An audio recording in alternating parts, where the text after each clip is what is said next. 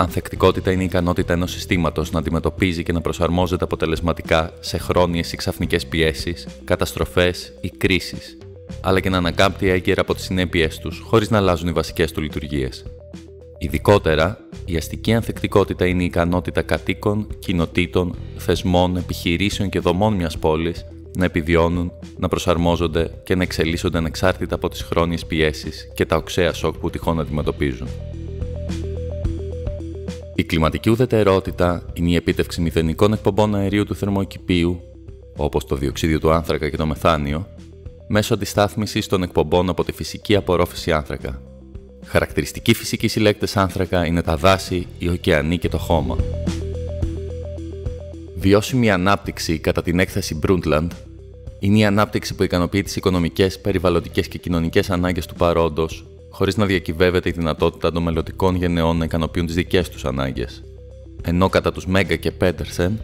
βιώσιμη πόλη είναι εκείνη που θα καταφέρει να εξισορροπεί τις οικονομικές, περιβαλλοντικές και κοινωνικοπολιτιστικές πρόοδους μέσα από τις διαδικασίες της ενεργού συμμετοχής των πολιτών. Η βιώσιμη αστική ανάπτυξη αναφέρεται στο μετασχηματισμό των πόλεων με στόχο να προσφέρουν βελτιωμένη ποιότητα ζωής και βιώσιμη οικονομική ανάπτυξη, ενσωματώνοντας περιβαλλοντικά, κοινωνικά, οικονομικά και πολιτιστικά ζητήματα στις διαδικασίες αστικού σχεδιασμού και αστικής ανάπτυξης. Δηλαδή, μέτρα που αφορούν τη φυσική ανανέωση των πόλεων πρέπει να συνδυάζονται με μέτρα που προωθούν την εκπαίδευση, την οικονομική ανάπτυξη, την κοινωνική ένταξη και την προστασία του περιβάλλοντος.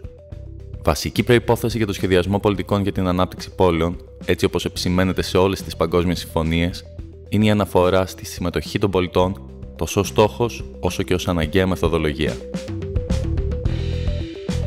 Η αστική θερμική νησίδα είναι το φαινόμενο κατά το οποίο μια αστική περιοχή παρουσιάζει αισθητά υψηλότερες θερμοκρασίες από τις κοντινές αγροτικές και περιαστικές περιοχές, λόγω του εγκλωβισμού της θερμότητας που προκαλείται από την πυκνότητα δόμησης, τα κατασκευαστικά υλικά, την έλλειψη πρασίνου και άλλα.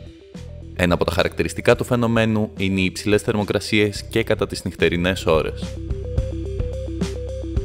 Ο μετριασμός της κλιματικής αλλαγής σημαίνει τη μείωση της ροής των αερίων του θερμοκηπίου που παγιδεύουν τη θερμότητα στην ατμόσφαιρα. Αυτό περιλαμβάνει τη μείωση των αερίων του θερμοκηπίου από τις κύριες πηγές, τη χρήση ορυκτών καυσίμων από τα εργοστάσια παραγωγής ενέργειας, τα αυτοκίνητα και τα αγροκτήματα.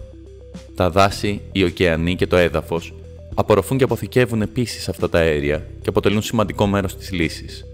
Στόχος του μετριασμού ή mitigation είναι να αποφευθεί η σημαντική ανθρώπινη παρέμβαση στο κλίμα της γης, να σταθεροποιηθούν τα επίπεδα των αερίων του θερμοκηπίου σε χρονικό διάστημα επαρκές, ώστε να επιτραπεί στα οικοσυστήματα να προσαρμοστούν με φυσικό τρόπο στην κλιματική αλλαγή, να διασφαλιστεί ότι η παραγωγή τροφίμων δεν απειλείται και να καταστεί δυνατή η οικονομική ανάπτυξη με βιώσιμο τρόπο. Στόχος της έννοιας της προσαρμογής είναι να μειωθούν οι κίνδυνοι από τις επιβλαβείς επιπτώσεις της κλιματικής αλλαγής, όπως η άνοδος της στάθμης της θάλασσας, τα πιο έντονα ακραία καιρικά φαινόμενα ή η επισιτιστική ανασφάλεια. Περιλαμβάνει δράσεις προστασίας των ακτών, καλύτερη διαχείριση της γης και των δασών, μέτρα αντιμετώπισης της ξηρασίας, ανάπτυξη νέων ποικιλιών καλλιεργειών και άλλα. Οι περισσότερες εκτιμήσεις σχετικά με τα μέτρα προσαρμογής περιορίζονται στον αντίκτυπο, την τροτότητα και το σχεδιασμό της προσαρμογής, ενώ πολύ λίγες αξιολογούν τις διαδικασίες εφαρμογής ή τις επιπτώσεις των δράσεων προσαρμογής. Τροτότητα στην κλιματική αλλαγή είναι ο βαθμός ευπάθειας ενός συστήματος στις επιπτώσεις της κλιματικής αλλαγής, μεταξύ άλλων στην κλιματική αστάθεια και τα ακραία κλιματικά συμβάντα. Έχει να κάνει με το βαθμό ευαισθησίας ενός συστήματος σε ζημιές, αλλά και με την έλλειψη ικανότητας αντιμετώπισης και προσαρμογής στην κλιματική αλλαγή. Η Εθνική Στρατηγική για την Προσαρμογή στην Κλιματική Αλλαγή έχει ως πρωταρχικό σκοπό να συμβάλει στην ενίσχυση της ανθεκτικότητας της χώρας όσον αφορά στις επιπτώσεις από την κλιματική αλλαγή και στη δημιουργία των προϋποθέσεων ώστε οι αποφάσεις να λαμβάνονται με βάση τη σωστή πληροφόρηση και με μακροπρόθεσμη στόχευση, αντιμετωπίζοντας τους κινδύνους και αξιοποιώντας τις ευκαιρίες που πηγάζουν από την κλιματική αλλαγή. Κάθε περιφέρεια της χώρας εκπονεί περιφερειακό σχέδιο για την προσαρμογή στην κλιματική αλλαγή, που με βάση τις κλιματικές συνθήκες και την τροτότητα κάθε περιφέρειας, καθορίζουν τους τομείς πολιτικής και τις γεωγραφικές ενότητες προτεραιότητας για λήψη μέτρων με ταυτόχρονη εξειδίκευση των μέτρων αυτών, καθώς επίσης τα οικονομικά μέσα για την υλοποίηση των μέτρων, τους φορείς υλοποίησης, τους εμπλεκόμενους φορείς κτλ. Ολοκληρωμένη χωρική επένδυση είναι μια στρατηγική αστικής ανάπτυξης που απαιτεί μια ολοκληρωμένη προσέγγιση και συνεπάγεται επενδύσεις από διαφορετικά ευρωπαϊκά ταμεία, άξονες προτεραιότητας και επιχειρησιακά προγράμματα υπό την προϋπόθεση ότι διασφαλίζονται η συνοχή και ο συντονισμός μεταξύ των σχετικών ταμείων. Οι ΟΧΕ, όπως είναι γνωστές, αποτελούν ένα χρηματοδοτικό εργαλείο της Ευρωπαϊκής Ένωσης για την επίτευξη του στόχου της βιώσιμης αστικής ανάπτυξης. Τα τοπικά πολεοδομικά σχέδια αποτελούν σύνολα κειμένων, χαρτών και διαγραμμάτων με τα οποία καθορίζονται το πρότυπο χωρικής οργάνωσης και ανάπτυξης και τα βασικά προγραμματικά μεγέθη, όρια πολεοδομικών ενωτήτων και οικισμών, η χρήση γης, οι όροι και περιορισμοί δόμησης, το οδικό δίκτυο, τα μεταφορικά, τεχνικά και περιβαλλοντικά δίκτυα και υποδομές,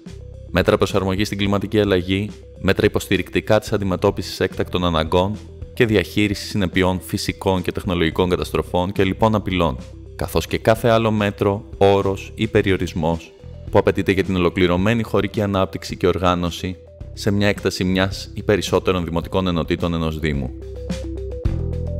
Τα ειδικά πολεοδομικά σχέδια καταρτίζονται για τη χωρική οργάνωση και ανάπτυξη περιοχών που μπορεί να λειτουργήσουν ως υποδοχή σχεδίων, έργων και προγραμμάτων υπερτοπικής κλίμακας ή στρατηγικής σημασίας, για τις οποίες απαιτείται ειδική ρύθμιση των χρήσεων γης και των λοιπών όρων ανάπτυξης.